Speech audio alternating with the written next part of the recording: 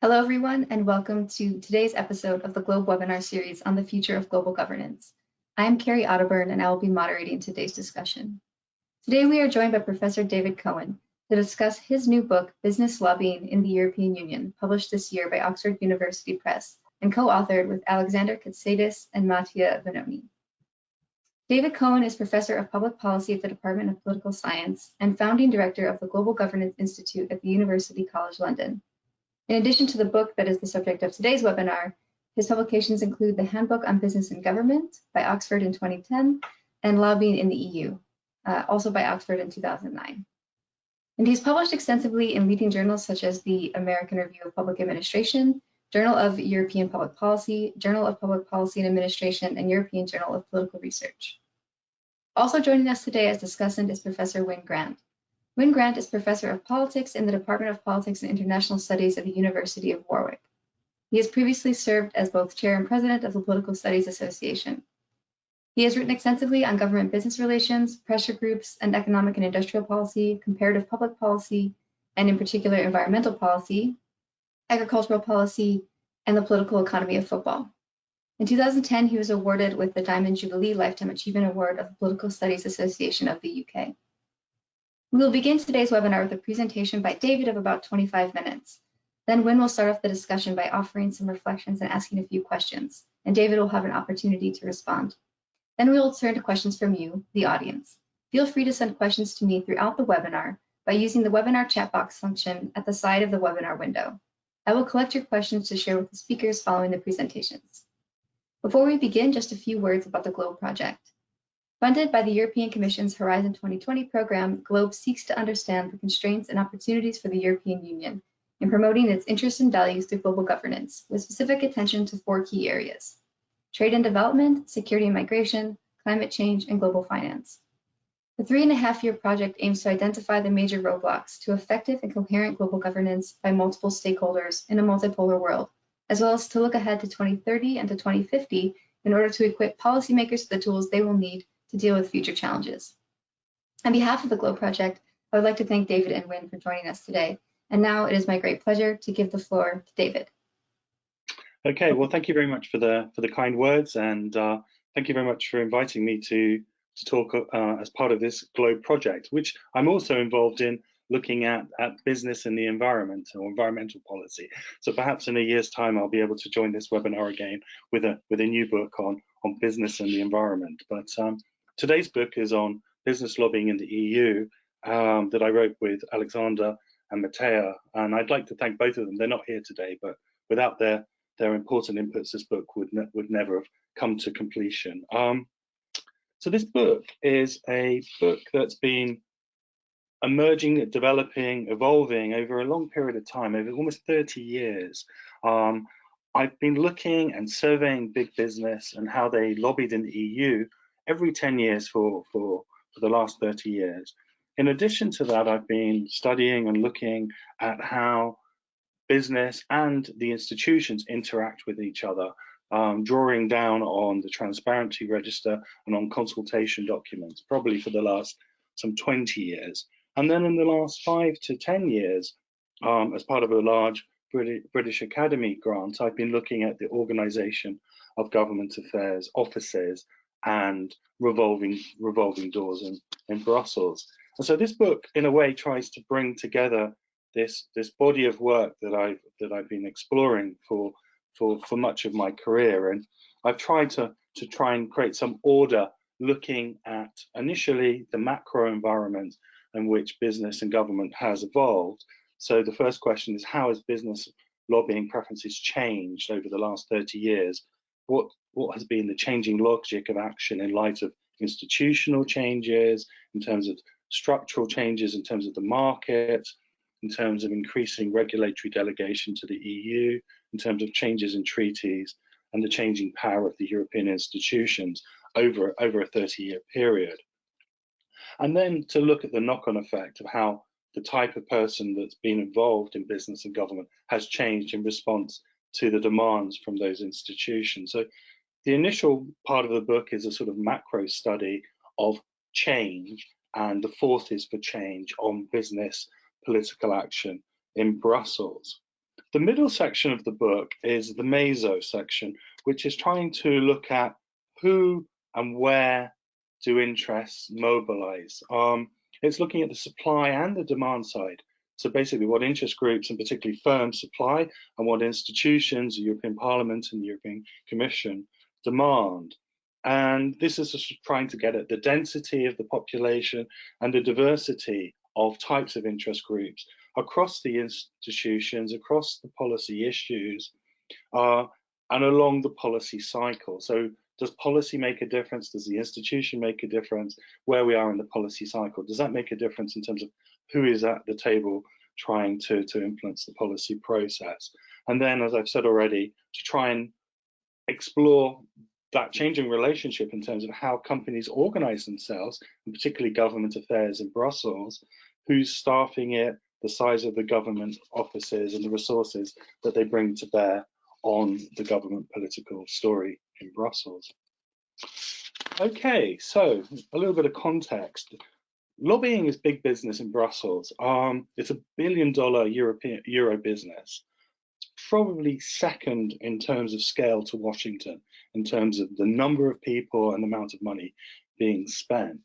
In terms of the number of interest groups, the Transparency Register has over 12,000 interest groups registered currently to lobby.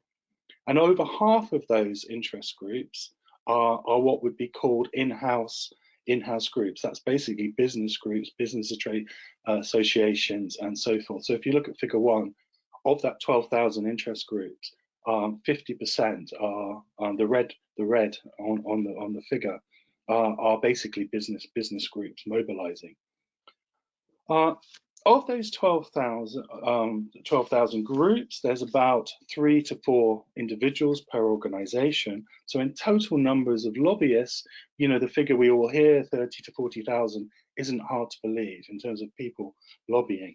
And to put that in context, if you think the European Commission and the European Parliament in terms of active policymakers is probably only comparable in numbers, some 40,000 individuals. There's almost a one-for-one policymaker to lobbyist, which creates quite a strong resource dependency. The European institutions, which are very small, really do require interest groups to make policy. And so it encourages, and we'll talk about this as I go through the debate, it encourages the participation of interest groups in consultation across the policy cycle. So one of the things we were interested to explore was, is business government the elite pluralism that people talk about, including myself? If you look at the hard figures of Figure 1, 50% are business interests of some form.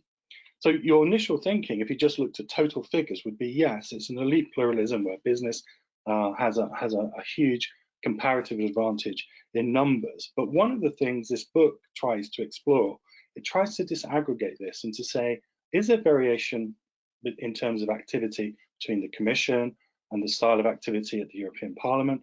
Do we see variation in style of activity in different policy areas? And would we see different mobilization rates of interest groups depending on where you are on the policy cycle? And so that's something I hope that will come through as I talk, and certainly comes through in the book. Just to disaggregate the 51% of business interests, if you look at Figure 2, you're getting the breakdown there. You can see about 15% of trade unions, 41% of trade and business associations, and 39% of that number are companies and company groups and company business coalitions. And so direct action is increasing and is an important part of the political game in Brussels. When I first started studying business and government way back in 1990, there were about 50 companies that probably had government affairs offices in Brussels, and most of those were the usual suspects that were part of the European large European trade associations and were the large European conglomerates. As I started to study this over the 90s and 2000s, some 350 companies started to have government affairs offices, and there's probably about 750 companies that would declare some form of European office or capacity now, and a large number more that would lobby on an occasional basis on European issues. And so direct lobbying of Brussels have increased. So this is basically how companies have evolved in terms of that direct lobbying. This is what companies do. This graph was asking every 10 years, and we asked them in 94 what they did in 84 as well, 2005 and 2015. We asked companies how they allocated political resources, both time, money, and expertise, to a number of European and national institutions. So European federations, what used to be UNICEF, but it's Business Europe, the European Commission, your local MP, the European Parliament committees, professional lobbyists, your national governments, and your national ministries, for example. And what's become clear over this time is this general trend, as I've said already, towards direct lobbying and direct political action, an increase from, if you look at the European federations onwards, an increase of political activity for the European institutions to influence on policy, showing the delegation of authority, the increasing regulations that were coming out of Brussels. We saw the increase, which doesn't show in this graph, as I said, some 50 to 750 companies with European political activity, some 300 companies, 350 with European affairs offices and dedicated teams. We've seen a change in the type of people from being perhaps EU officials or national civil servants who end up in these government affairs offices in the early days, to professional in-house government affairs teams that have come through the company, and I will return to that. And so we've seen this increased activity, primarily focused at the European Commission, where the primary locus of regulation sits, where the right of initiative sits. And when we surveyed and interviewed a large number of these government affairs companies, where many of them said about 60% of regulation is defined. If you can get in at the beginning, in the early consultations, they call it the 60% rule, many people. It doesn't change as dramatically as it moves along the policy cycle as being involved at the beginning of the political story. Dealing with the European Commission in many ways can be seen like dealing with an agency. When we talk to companies said it was very much based on technical expertise, it was based on credibility and exchange of their information, and this took time and evolved through a sort of reputational game. The Commission officials were in place for a long time. You don't see the same turnover as you would in the US or national administrations with change of government. These people are career civil servants who believe in the European project, and so therefore your reputation and your credibility was important, and your currency, unlike in the US, which is campaign contributions and money, was very much more about the credibility to deliver quality information. On the other side of the equation, the European Commission and other agencies and bodies need input and output legitimacy. They need to have input legitimacy insofar as they've seen to had a wide consultation, to have talked to all the interested parties, to be seen to be credible in collecting information. And they need output legitimacy in as far as policy making is only as good as being able to implement it and deliver it. So having good, credible policy that they can actually make happen. And so you talk to different actors, and I will come back to that, depending on which type of legitimacy you want. End users, firms are good examples of people who understand the technical widgets, they understand the problems of delivery, and are therefore help with output legitimacy, which often on regulatory issues is incredibly important. Over time, the Commission built networks, it improved the consultation process, and introduced the transparency register and codes of conduct for political activity. And as of January, just after the book was published, the transparency register has become mandatory as well, rather than a voluntary process. So in terms of governance of regulation, the Commission has tried to put in at least mechanisms to have some oversight about who talks, when they talk, and how much they talk. Okay. The second thing that's very clear from this graph, if you look at the EMP and EP, is the rise of the European Parliament. When I first started these surveys back in the early 90s, it was very interesting how unimportant the European Parliament was in terms of political activity for companies. But with the introduction of post-Maastricht and Amsterdam, and we start to see the important rise of trilogues and co-decision, and the increasing use of first readings at committees as opposed to going to plenary, the Parliament has become an important co-legislative actor and has become part of the technocratic policy-making process. And particularly rapporteurs, and that's why you see the rise of EMPs, particularly rapporteurs are an important locus of political activity of companies, or actually all lobbyists in trying to influence the policy process. The interesting thing is consultancies and lobbying companies, they're not as important in resource terms. They're very useful for scouting. They're very useful if the Government Affairs Office is overloaded with regulatory activity, but they're not seen as the primary way of interfacing and as an interlocutor with the Commission, because they're secondary actors. They're working for you. They're not building your reputation within that policy process. And so I think one of the important things to take away from today's talk is the importance of reputation. The other thing that's interesting in this data is the European federations and how they've risen over the 20, 30 years. When I first did this study, people used to talk about the lowest common denominator, the slow reactive times of the European federations. But over time, they've restructured themselves. They've reorganized their membership to allow large corporations to participate.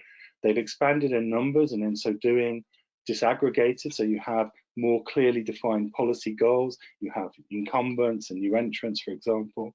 So the membership structures are different.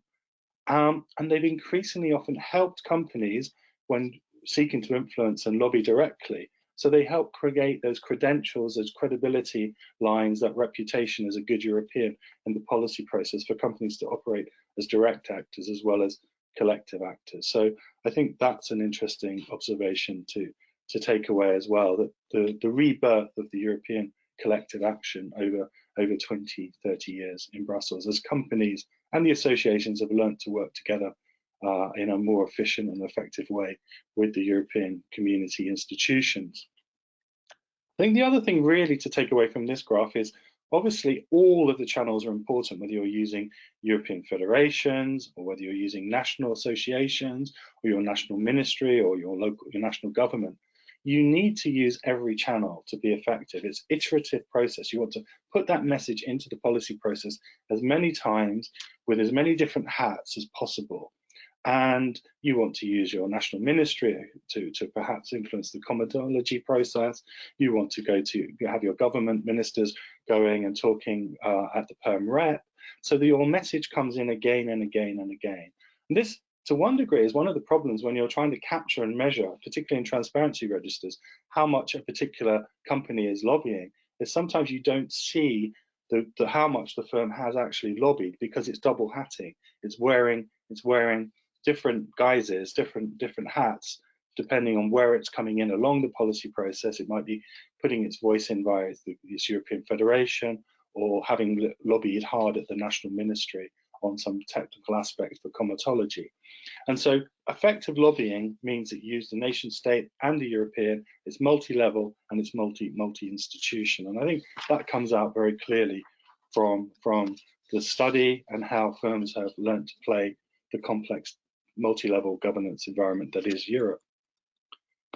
Okay, so that's basically, and in the book we talk about how that change has happened and where the institutions have evolved and changed, and how multi-level governance comes into play, how regulatory governance comes into play, how the different administrative structures work. But obviously in 25 minutes can't touch all of that.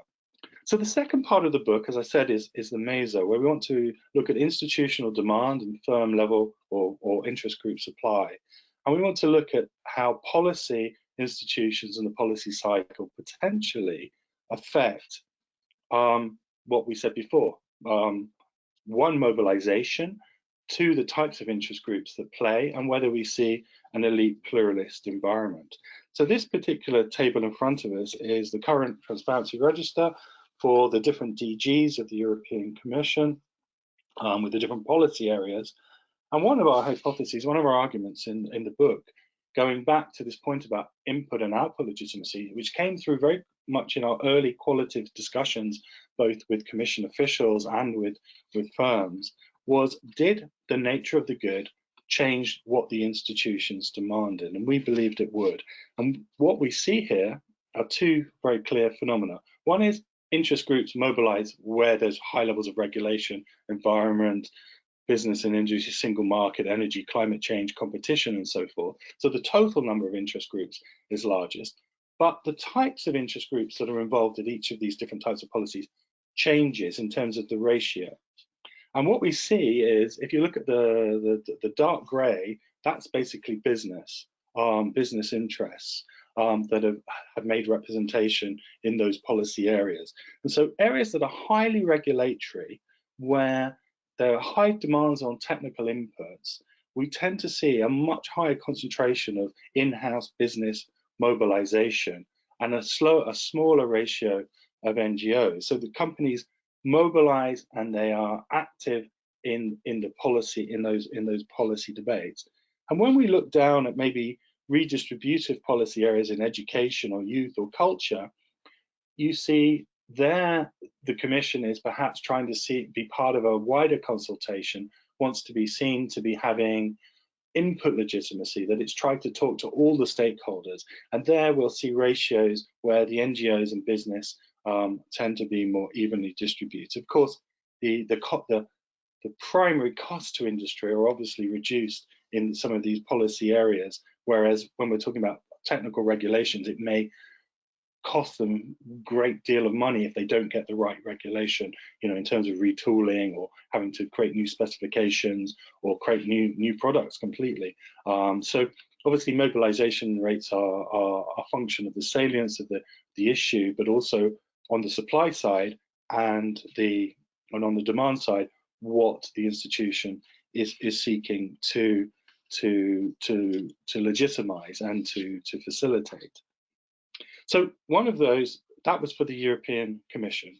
One of the things we were interested in was behavior the same? There'd been a lot of discussion in the literature that with the European Parliament, we would be talking more and more about democratic legitimacy and less about technocratic policymaking legitimacy. And so we wanted to see if this was the case. And in the book, we create ratios at the same. This is the same policy areas for the committees, and we created the same policy areas for the European Commission, and we made them both 100% to see if ratios were the same, and I'll explain why we had to do that. So looking at the European Parliament, there are less interest groups that are accredited to go to the Parliament. There's about 1,500 to 2,000 interests accredited at any one time. That translates into about 4,000 individuals. About 2/3 of those 4,000 individuals are also lobbying the European Commission and are seen in the Transparency Register. And about 1/3 of this new pie are totally new interest groups that are perhaps mobilized for the issues that the Parliament is dealing with, have come up from the nation states. So, but what's also interesting, if you looked at the book and you saw the pie for the European Parliament, is the ratios are about the same. About 50% are in-house business groups and 23% are NGOs. So almost exactly the same ratios in terms of mobilizations of interest in the Parliament and in the European Commission. However, if you remember my point about the 2/3, 1/3, new and old interest groups, this is where the difference plays out. Most of the companies of that 50% operating in the European Parliament are also operating in the European Commission. They have the resources to follow the policy cycle and the policy process, whereas not all of the NGOs that are active in the European Commission are also transposing across to the European Parliament. And often we see more national NGOs coming up. And so this comes down to resources and ability to reiterate your voice across the whole of the policy cycle. So anyway, looking at accredited activity in the European Parliament across different policy domains, what's very interesting again is we saw exactly the same ratios mobilizing for regulatory or redistributed policies. When we mirror the two policy areas, for regulation, single market, business and industry, and so forth, competition, you see the same ratio of interest groups coming to play.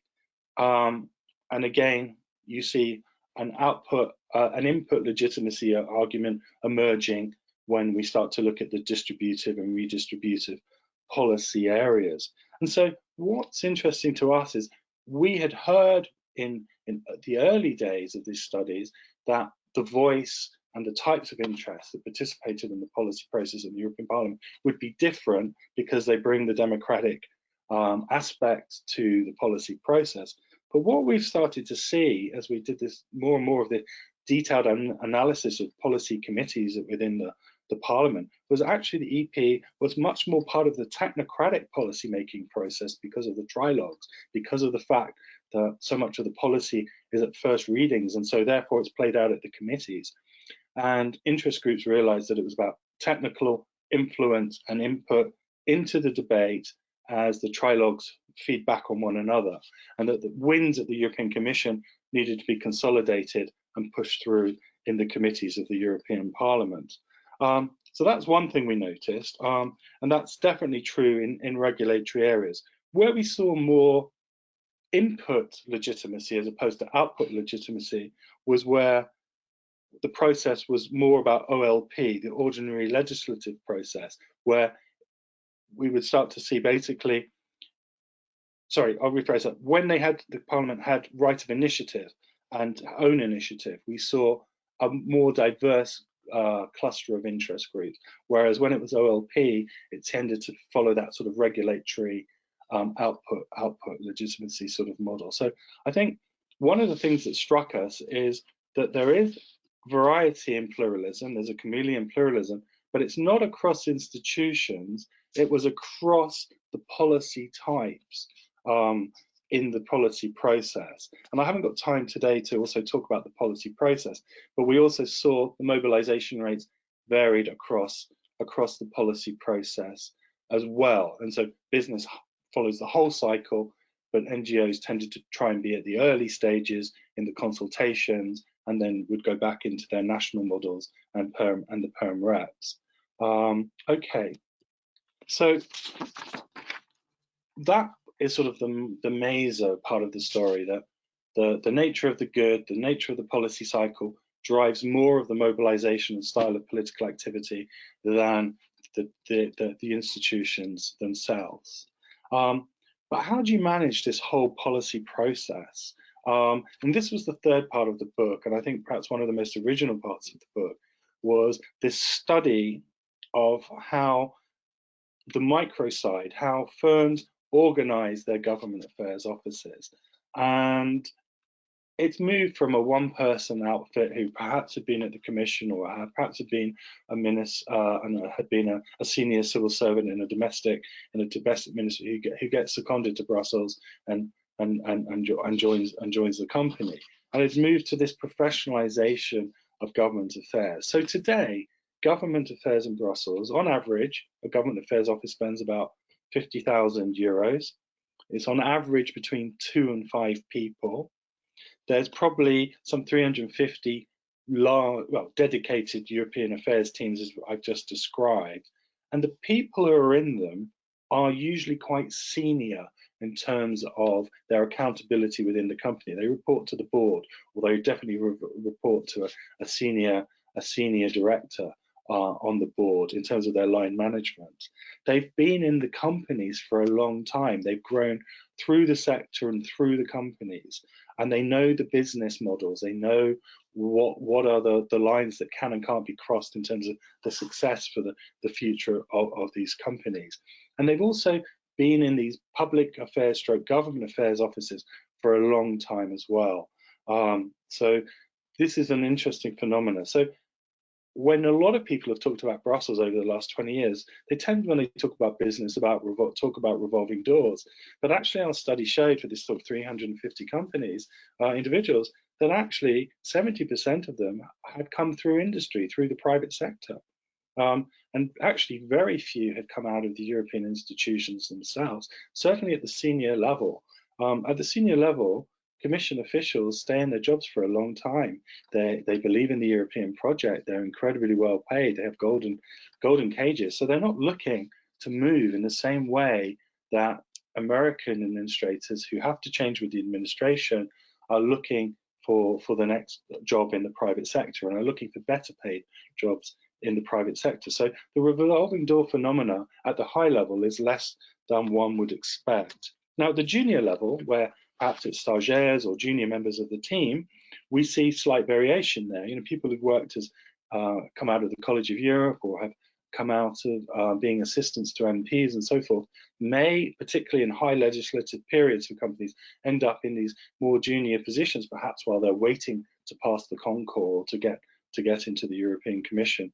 But certainly the revolving door phenomena at the level of government affairs officers, not boards of companies, MPs and senior commissioners go on to join boards after their time, but certainly in terms of government affairs day to day, there's less revolving doors than we would expect in national capitals, or we see definitely in Washington.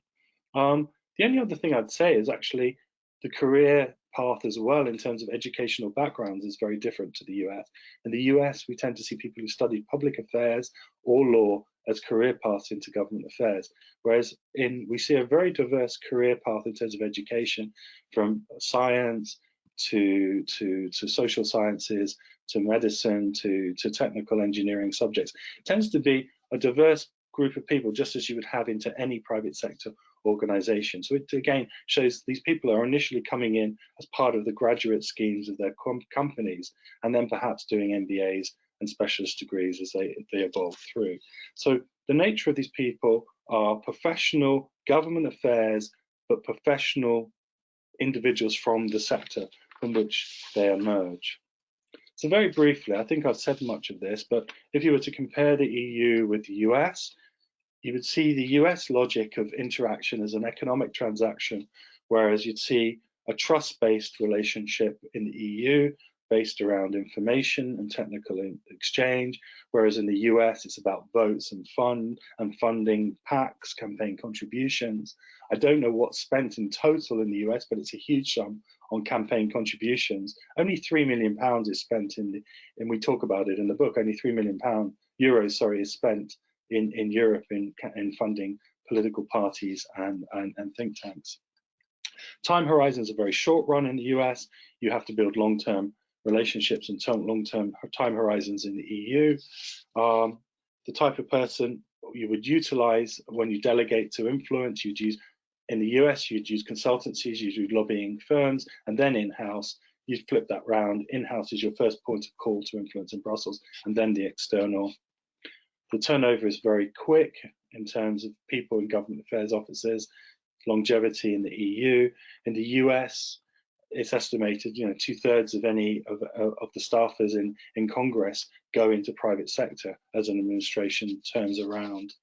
Skill sets, therefore, in the US are your personal contacts and your knowledge of the political machine, but it has a shelf life, whereas your skill sets are about knowing the widgets, the technical aspects of the industry in the EU.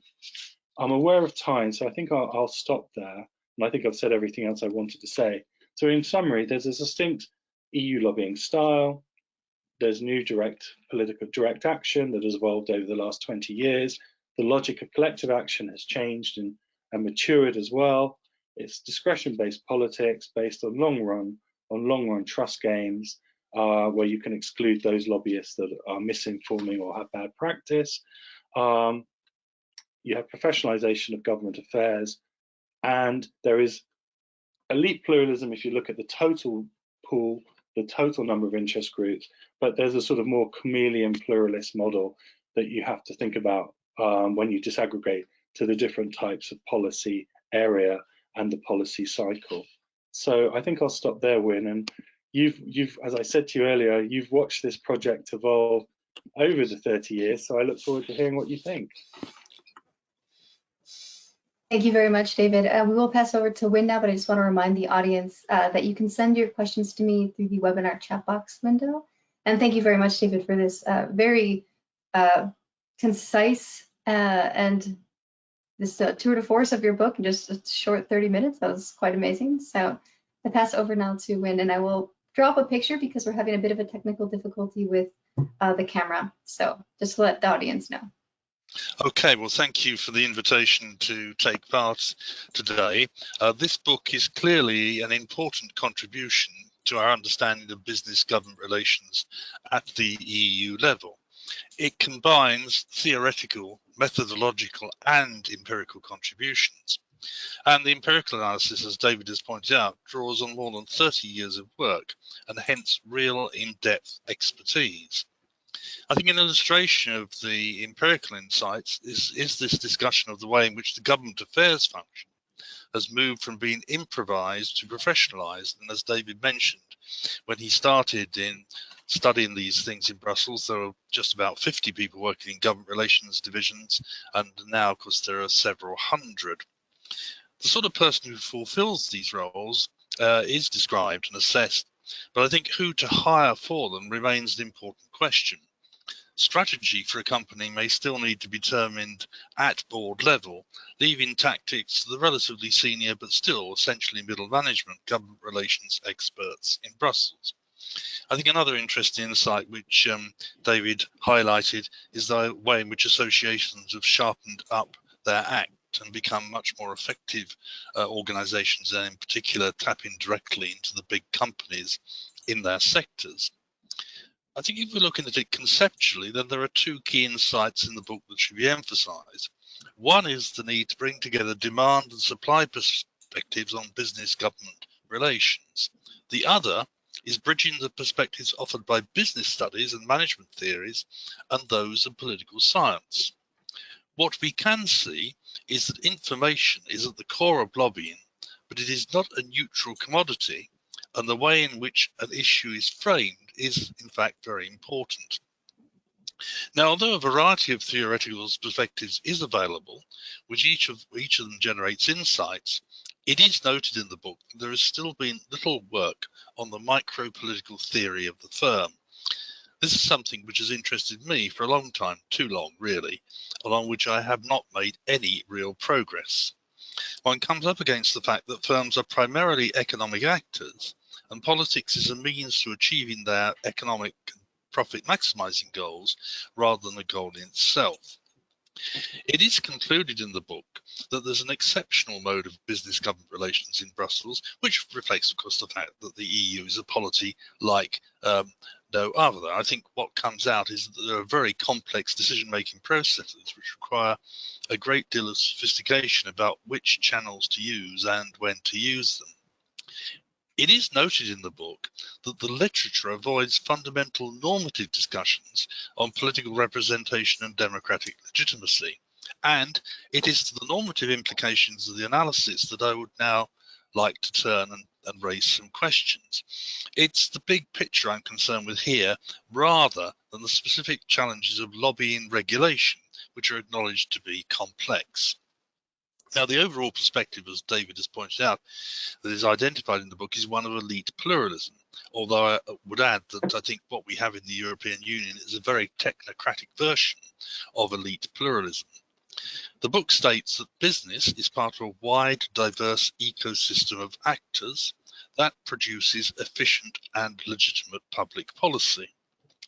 Business is seen as working within broader advocacy coalitions. Nevertheless, business retains a dominant position, and that's not surprising when we saw from one of the graphs that half of the 12,000 or so groups are in fact business groups. Now, working within broader advocacy coalitions may be convenient in relation to particular policy arenas, with coalitions with NGOs adding legitimacy to the business position. However, it is not necessarily evidence of more inclusive decision-making processes. Present arrangements, yes, they may produce effective and legitimate public policy at least some of the time, but do we have a set of arrangements in which business retains a dominant position? And is this satisfactory if we were to apply some kind of broader democratic test? where do the interests of business weigh in the balance against the views of citizens, given that we have a sort of, as David said, a one-to-one in terms of numbers between the personnel in the institutions and the personnel in these business organizations? I think there's also another secondary question here, which is how effectively can small and medium-sized enterprises access these processes, particularly new high-tech companies that may be emerging in areas, for example, concerned with environmental protection.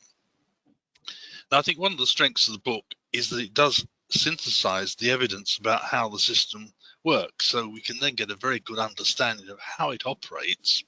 And then I think perhaps we can start to make normative judgments about it and suggest how it might be improved from a democratic perspective. And that's really where I'd like to conclude, because I think that's the central observation I'd like to make.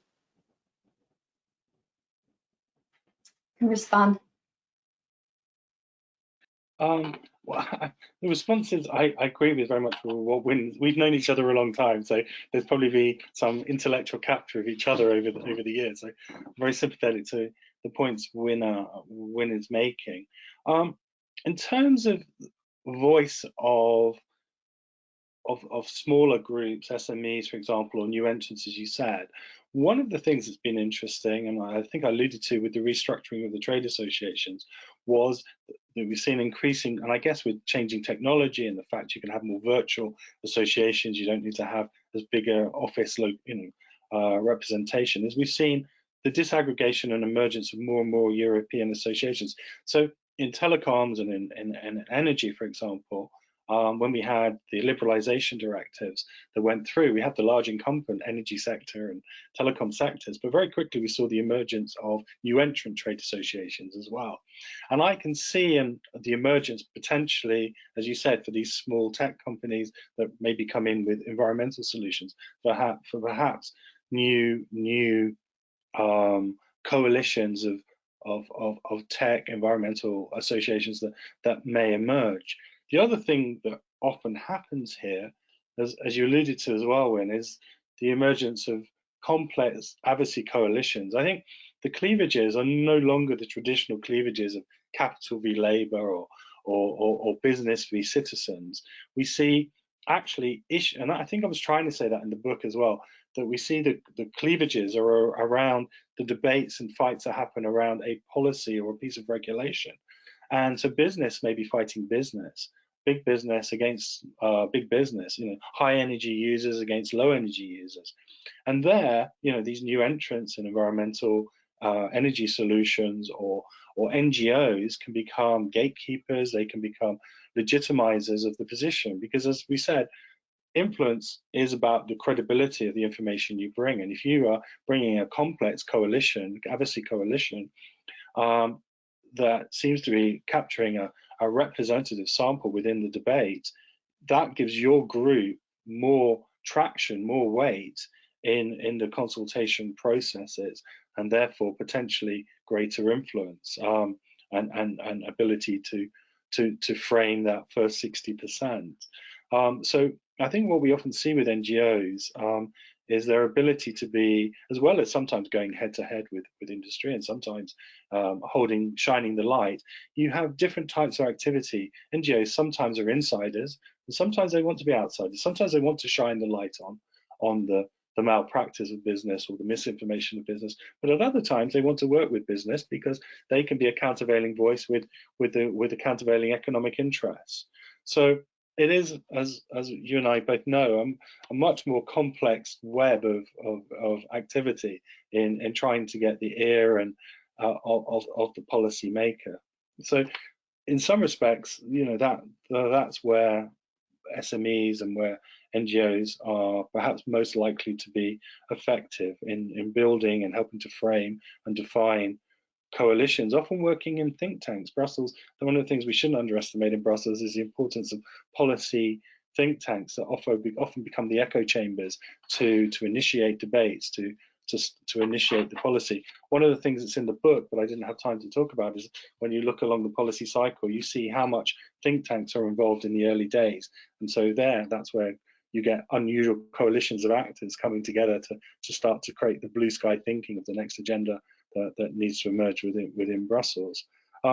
The voice of citizens in Brussels, well, that's a huge question. I think I'll avoid that in as far as what I would like to say is I think the citizens' voice, which we often think of in the Parliament, is perhaps not as strong as people often think in terms of certainly in terms of the policy making around the comitology process.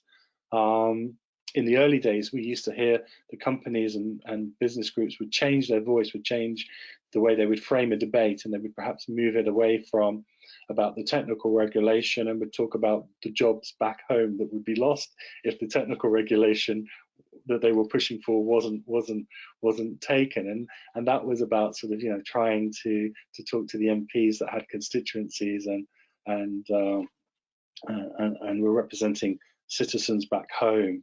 And I'm sure that happens to a degree still, but quite often, as I've said, the committees are working to very short timelines within a comitology process, and then are signing off in a first reading. So the politics, ironically, of the Parliament is sometimes less than one would expect. Is that good for now, Wyn? And then we can come back if we need to. Yeah, that's fine. I think I'd like to give others an opportunity to ask questions now. Thank you very much for that. And now I will start bringing in some of the questions from the audience. We have quite a few, so I will get started. Let's see what our time check. Yeah, we've got 15 minutes, so I think we have plenty of time for a couple of good questions. So we have a couple of questions related to the future of EU lobbying and what the impact of Brexit might be going forward. One from Thomas Tindemans asking about Brexit, and another from Alexander Rusu asking about what EU lobbying might look like in 10 years. What will 2031 look like compared to 2021? And then we have another question. I'm going back to the coalition formation that you have been discussing already. But in a less normative way, if you have any commentary on trends across policy fields or time in terms of coalition formation in Brussels, especially businesses forming coalitions with other actor groups such as NGOs. And on a quick, relatively related note to NGOs, Leah Orozco is asking if there's an average size of NGOs. You had mentioned NGOs as a slice of that pie of participants in the lobbying scene, and if there's a particular size of NGO that is more commonly participating. And then we can maybe have another round of questions after that. So we'll start there. Okay. Brexit, oh gosh, I have to write a paper for Wyn on this, so I'm just starting my thinking. Well, obviously, British firms are no longer insiders, so though they would be developing direct action like every other company, and what I should say about British firms is, actually, ironically, the first companies to really lobby in the EU were actually American companies in the early days, pushing for the single market and so forth. And that was partly because they didn't have home bases. They didn't have the blocking votes before qualified majority voting in Paris or in Bonn or in Rome and other places. And they also had a tradition of direct lobbying and working with agencies. So American companies were the first in, but the second in after the Americans were actually the British companies. So sort of the Anglo-Saxon sort of liberal models of political action and business, and they again were comfortable with direct action and direct lobbying. And so in many ways British companies started the game and started much of the style of political activity that I've explained. And I would imagine that they will continue to have their government affairs offices in Brussels. Many of these are multinational companies, or Anglo-Dutch companies, a couple of them at least. So they will continue to have their government affairs. They may have production around Europe where they have a voice. But what I think two things is, before they could use the perm rep, they could go back into the nation state and lobby the national government to perhaps try and do deals at the council, exchanging some condition on fisheries to get the appropriate air quality control or whatever it was, and there would be there'd be log rolling. They no longer have that option, and also at the technical level they no longer have comitology. They no longer can use the national civil servants to sit on these technical widget committees, highly technical committees. So they will lose voice Now, how can they keep their visibility? Well, one is being involved in that early consultation. They're big organizations, they're credible, they probably still have production across Europe, or some of them will.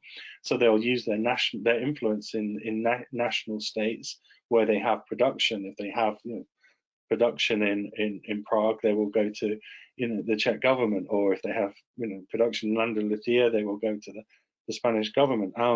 So they will have to play a web into the nation states to try and continue to have some voice at the Perm Reps and the Council.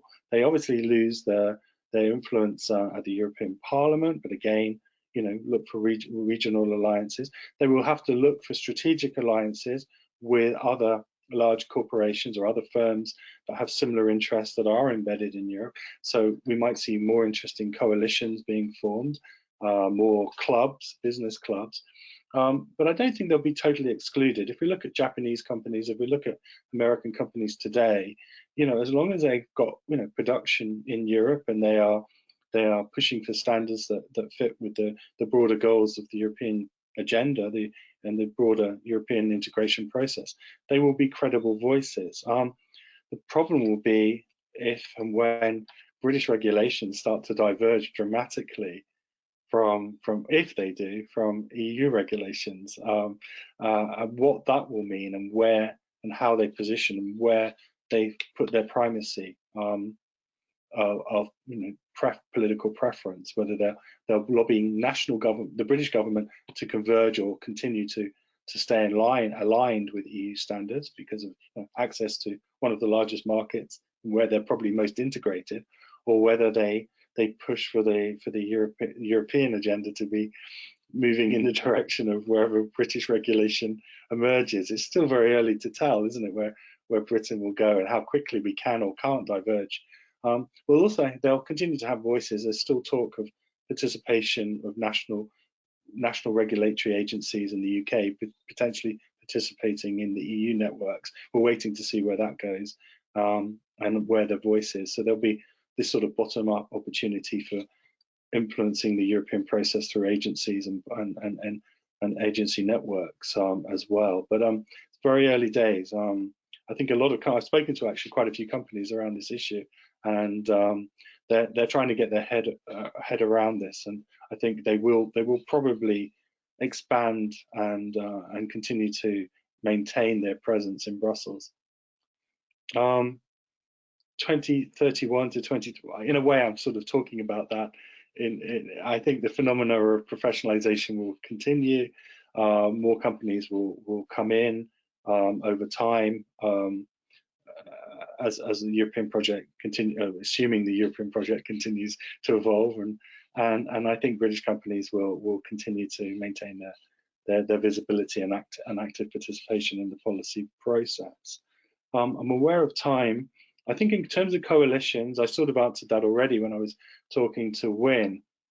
NGOs do, depending on whether they're taking an insider or outsider strategy, do they sometimes work with coalitions of businesses, and they gatekeep, they define and legitimize, and sometimes they want to stay outside of these coalitions and they want to hold people to account. It depends on the issue, it depends on the NGOs. Some NGOs see it as a duty to hold the great and the good to account, and rightly so, and others want to be inside the room where it happens, to quote the song from Hamilton. So there's variation on where how business works with NGOs. They can, and sometimes they're in collaboration, sometimes they're in direct conflict. And then the size of NGOs, again, it varies. If you're interested, you can actually go in and just look at what they declare of their offices on the Transparency Register. So, I would imagine, organizations like Friends of the Earth or World Wildlife, will have, an office and some individuals, and others may just be an individual coming in on a Eurostar to Brussels whenever a committee meets, when the world allows us to travel again. So there will be a huge discrepancy from those that have capacity on the ground in Brussels and a few people, through to smaller, one individual group. So they're obviously going to be smaller. I mean, most companies are only, as I say, 2 to 5 people in Brussels. So I'd be surprised if there are many NGOs bigger than that. Okay. Thank you very much. I think we have maybe time for 1 or 2 more because we still have 5 minutes. So we have one question asking whether, if you have any insight into whether international arenas such as the World Bank or OECD or WHO have a more similar lobbying style to the US or to the EU model. And then another question, you've pointed out the differences between EU and US lobbying, with EU more based on knowledge exchange, input, etc. But do we see a difference in how these lobbying activities, even though they're structured very differently, if they're perceived differently by citizens in the, if that makes a difference, I guess. Does it make a big difference if the key ingredient is the high-level social network versus the monetary contribution from a level of citizen perceptions? And then I don't know if maybe we will stop there and see if we have time for a couple more. We still have just. Okay. Yeah. I haven't done a study of the OECD or World Bank or the WTO. Certainly WTO companies have offices in Geneva, and they get invited to some committees. I think it's harder, but I don't know. There's been some good work by some people in I think in Antwerp who've been looking at this, how interests of mobilize and business interests of mobilize. My suspicion is it's probably how Brussels was in its earlier days. It's an earlier phenomenon. It's more smoke-filled rooms. It's who you know getting invited to. There isn't a transparency register for sure, because I did want to look to see if I could do a similar analysis. And in fact, they don't even have the same accreditation lists that you would see for the European Parliament. But yes, the World Bank and the WTO are lobbied. There are offices, and obviously in Washington, big companies go and knock on the door, and we'll talk about various contracts and opportunities. The OECD, interestingly, actually has a massive unit called the Transparency Unit, which looks at best practice for transparency registers around the world, and studies what's going on in Germany or in Hungary or in the UK. In fact, one of my old PhDs, Yuki, works there on this very issue. So they're less about perhaps being lobbied and more about monitoring the lobbyists, which is very interesting. And there's some very interesting reports there that have come out on transparency over the last couple of years, looking at revolving doors actually in best practice to regulate on cooling down periods when people have left government before they can join boards of companies and so forth. And then the difference between EU and US, I think the problem is that, like much of Europe, is that people are so distant from Brussels, and this is one of the critiques of Brussels. I think many people don't probably even appreciate the scale of lobbying that occurs in Brussels. The average person doesn't realize the voice that companies have, and Brexit's a case in point when people would say, my voice is not heard, my company isn't represented. They probably didn't even realize that Nissan or whatever company it was actually going to Brussels actively lobbying on their behalf to maintain their jobs. So I think there's a big disconnect, perhaps because it is a more, it's a more technocratic and less visible style of lobbying, whereas the US lobbying, everyone has to declare their PACs, and there's all these reports every year that company X has spent the most on lobbying, but it's seen as, in the US there's been scandals, and there's, they've got a very stringent code of conduct. It's probably actually got the tightest code of conduct on lobbyists and lobbying behavior, tighter than we have in Europe in some respects. So because of that risk, because there's money involved, people are seeing this, it has a negative connotations, but it is also regulated quite heavily in the US. Thank you very much. I don't think we have time for more questions, but I have a number, so I'll pass them along to you via email so you can at least have a look at them, and Okay. we can arrange some discussion. But before leaving the audience today, I just want to let the audience know that the Globes webinar series will continue next month on the 6th of May, actually just next week, with Julia Kreinkamp and Tom Pegram on a new book actually co-authored with David Coen on global climate governance. And then on June 10th, we have another one on combating modern slavery, why labor governance is failing and what we can do about it. That was authored by Genevieve LeBaron, so she'll be joining us in June. And then we'll take a little bit of a summer break before starting up again in the fall. So those can be registered at globe-project.eu, and you can also watch all the previous webinars, including this one. So thank you very much for joining us. Yes. Thank you very much, and I'd recommend next week. The book is really interesting for those of you interested in, again, understanding the multi-level governance of environmental global policy making. So very topical with COP26 coming along. But I won't force my voice on you again. I'm going to let Tom talk next week. Yes, thank you very much. Thank you to our speakers today, David and Wyn, for joining us. It was a pleasure to have you today. And from the Globe Project, thank you to the audience, and goodbye. Bye. Thank you, Wyn. Thank you. Bye. Bye. Thanks. Thank you, Carrie, for organising everything. That was really very smooth. Okay. Till next time. I imagine people are still online until we drop off. I'll maybe give you a quick team call afterwards just to say hi and thank you. Sounds great. See you soon.